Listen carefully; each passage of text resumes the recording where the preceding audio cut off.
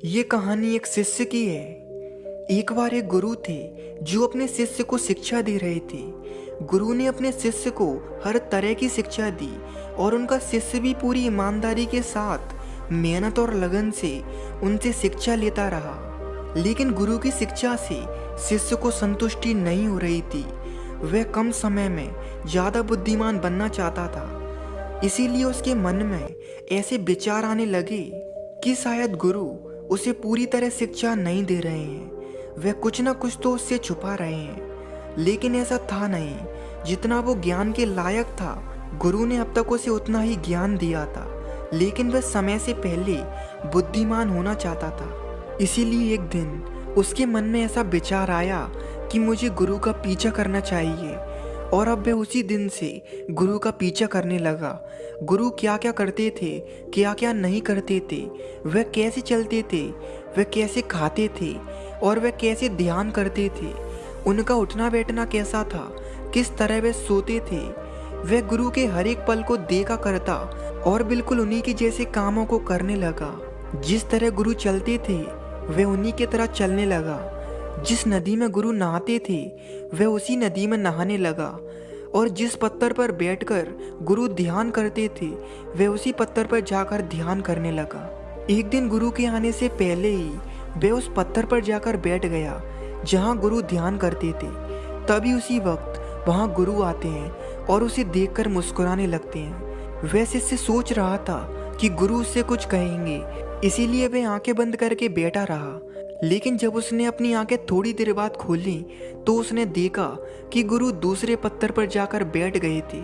तभी उसके मन में ये विचार आया कि शायद गुरु महीने में एक बार उस पत्थर पर बैठते होंगे। उस शिष्य की ये हरकतों को देखकर गुरु समझ गए थे कि वह शिष्य उनकी नकल कर रहा है। अगले दिन जब रात हुई तो गुरु एक ऊंचे पेड़ की डाली पर जाकर सो गए। ये सब देखकर उस शिष्य ने सोचा कि शायद डाली पर सोने से जरूर गुरु को कोई ज्ञान मिलता होगा। और फिर वह भी उनकी नकल कर कर पेड़ की डाल पर जाकर सो गया। और थोड़ी देर बाद गुरु भी सो गए। रात में गुरु की नींद अचानक से खुली और उन्होंने देखा कि किसी चीज के गिरने की आवाज आई है। उन्होंने देखा तो उनका वह शिष्य जमीन पर गिरा पड़ा था और दर्द से चिल्ला रहा था। तभी उसी वक्त गुरु उसके पास गए और उसे उठाया और उससे कहा, अगर तुम अपने जीवन में किसी की नकल करके उसी की राह पर चलते हो बिना कुछ सोचे समझे, तो तुम ऐसे ही गिरोगे जैसे आज गिरे हो। गुरु की बातों को सुनकर शिष्य ने कहा, गुरुदेव, मैं तो केवल आपकी तरह बनने की कोशिश कर रहा था, जिससे मैं भी बुद्धिमान बन सकूं आपके जितना। गुरुदेव कहते हैं, नकल करना गलत नहीं है, लेकिन तुम जिस तरह नकल करते हो वह तरीका गलत है। अगर तुम किसी बंदर को देखकर उसी की तरह हरकत करने लगो तो क्या ये तुम्हारे लिए उचित होगा? नहीं, तुम दूसरों की नज़र में एक जानवर बन जाओगे।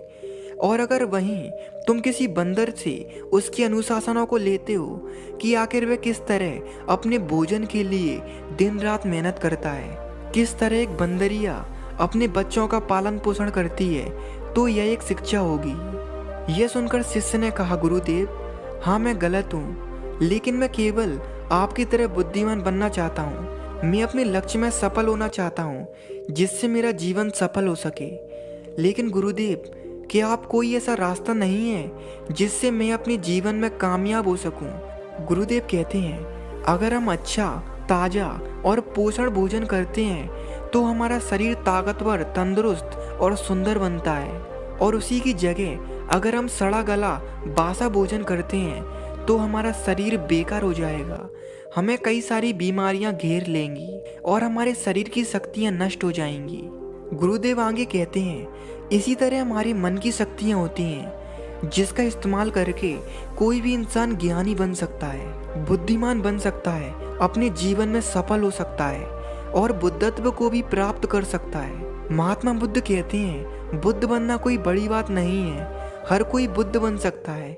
बुद्ध का मतलब होता है जागा हुआ, जो अपने जीवन से ऊपर उठ चुका हो। हम मन की शक्तियों से जो चाहे वो पा सकते हैं, जो चाहे वो, लेकिन बस हमें उनका इस्तेमाल करना आना चाहिए। लेकिन होता इसका बिल्कुल उल्टा है। मन की शक्तियाँ हमारा इस्तेमाल कर लेती हैं। शिष्य कहता है, गुरुदेव आप तो ज्ञानी ध्यानी हो, आप तो अपने मन की शक्तियों का इस्तेमाल करना जानते हो, लेकिन हम लोग अपने मन की शक्तियों का इस्तेमाल क्यों नहीं कर पाते? क्या आप हमको मन की शक्तियों का इस्तेमाल करना सिखा सकते हो? गुरुदेव कहते हैं, बिल्कुल, लेकिन इसके लिए तुम्हें ये काम करना होगा। फिर शिष्य कहता है, जरूर गुरुजी, मैं अवश्य करूँगा। गुरुदेव कहते हैं, आज से 1 महीने तक तुम्हारे मन में जितने भी बेकार के विचार आते हैं, उन सब विचारों के लिए एक लकड़ी उठाकर इसे झोपड़ी में रखते जाना। तुम्हें पूरे 1 महीने तक अपने विचारों के लिए एक एक लकड़ी उठाकर उसे झोपड़ी में रखना है। और एक बात और याद रखना, बेकार के अलावा जितने भी अच्छे विचार जो तुम्हें जीवन में आगे बढ़ा सकते हैं, ऐसे विचारों के लिए एक एक अलग लकड़ी को उठाकर तुम्हें उन लकड़ियों से अलग रखना है।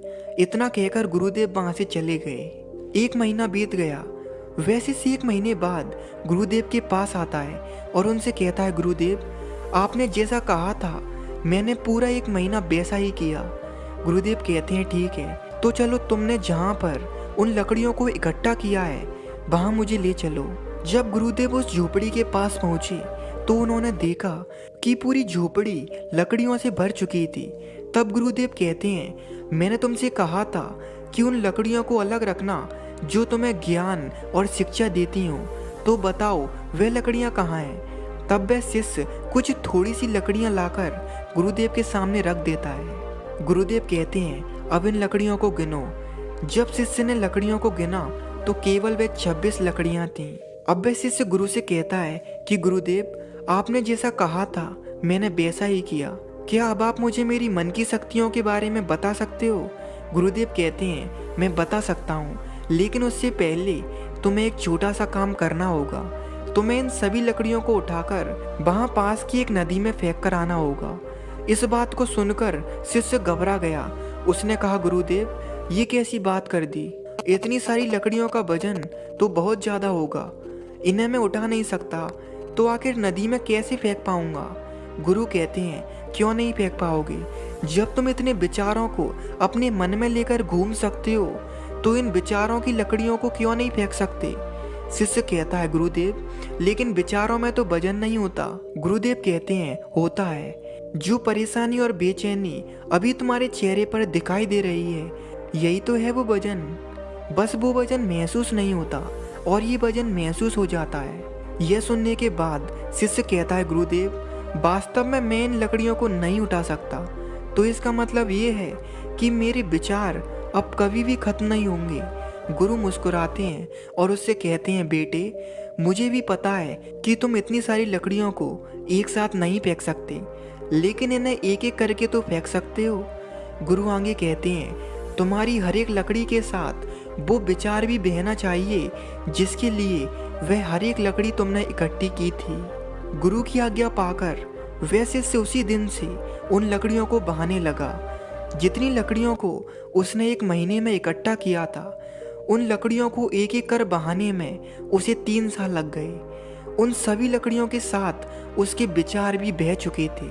उसके बाद भी उसे ऐसा लग रहा था जैसे वह कहीं अटक चुका है, और इस प्रश्न का उत्तर जानने के लिए वह 3 सालों के बाद गुरुदेव के पास आता है और उनसे कहता है, गुरुदेव मैंने अपने उन सभी विचारों को लकड़ियों के साथ बहा दिया और मेरे मन में अब कोई भी विचार नहीं रहे, लेकिन फिर भी मुझे ऐसा लग रहा है जैसे मैं कहीं अटक गया हूँ। गुरुदेव कहते हैं, अब वो समय आ गया है जब तुम्हें उन लकड़ियों को भी बहाना है जो तुमने ज्ञान और अच्छे विचारों के लिए इकट्ठी की थी। इतना सुनकर वह शिष्य दोबारा लौट गया और उसे उन 26 लकड़ियों को बहाने में पूरी 1 साल लग गई। 1 साल बाद अब शिष्य नहीं रहा था। वह 1 साल बाद गुरु से मिलने भी नहीं आया, उल्टे गुरु ही उसे दौड़ते हुए एक नदी के किनारे चले आए। गुरु ने देखा वह शिष्य नदी के किनारे बैठा हुआ था। गुरु उसे देखकर समझ गए कि अब वह शिष्य परम ज्ञान को प्राप्त हो चुका है, अब उसे मेरी जरूरत नहीं है।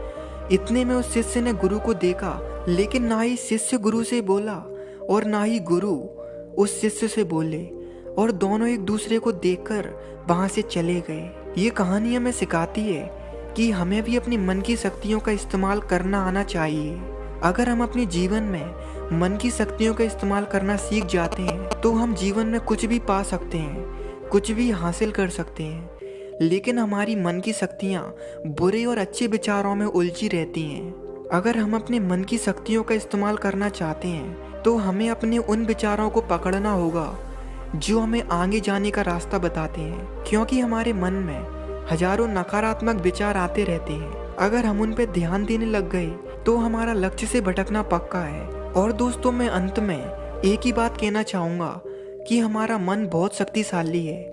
अगर हम इसका इस्तेमाल करना सीख गए तो कुछ भी हासिल कर सकते हैं। इसके साथ ही आज इस कहानी को यहीं अंत करते हैं। मुझे उम्मीद है कि ये कहानी आपको बहुत अच्छी लगी होगी।